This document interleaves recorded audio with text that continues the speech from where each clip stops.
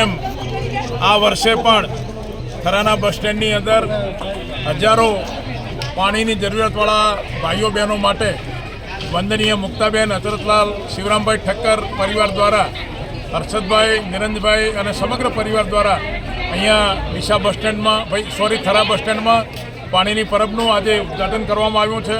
થરા નગરપાલિકાના પ્રમુખ આદરણીય શ્રીમતી ચેતનાબેન નિરંજનભાઈ સોની અને આખું અતરતભાઈનું પરિવાર અહીંયા ઉપસ્થિત છે.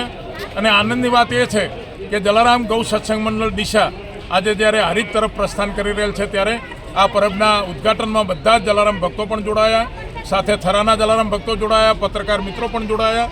અને એ રીતે 4 મહિના આ સમગ્ર ઉનાળાની સિઝનમાં તમામ ભાઈઓ બહેનોને વિના મૂલ્યે અહીંયા પીવાનું પાણી, સરસ મજાનું પીવાનું આરો પાણી મળી રહેશે.